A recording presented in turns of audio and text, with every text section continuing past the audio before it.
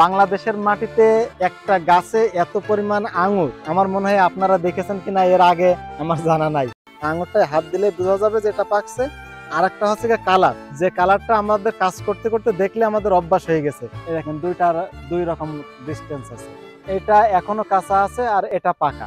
আঙ্গুর চাষের আগে আমি এই জমিতে তরমুজ চাষ করতাম, তরমুজের ভিতরেই এই আঙ্গুরগুলো লাগাইছিলাম। আর এই আঙ্গুর চাষে যে কেমন লাভবান হতে পারবো সেটা আসলে আমি ভাষায় প্রকাশ করতে পারবো না, কারণ বাংলাদেশের মাটিতে একটা গাছে এত পরিমাণ আঙ্গুর আমার মনে হয় আপনারা দেখেছেন কিনা এর আগে আমার জানা নাই। আসলে তো লাভবান হওয়াটাই স্বাভাবিক, কারণ একটা গাছ থেকে যদি আপনার 50 কেজি 60 কেজি এক বছর পরে আঙ্গুর পাওয়া যায়, তাহলে তো 50 কেজি আঙ্গুরের দাম কত এটা আপনারাই একটু হিসাব করবেন।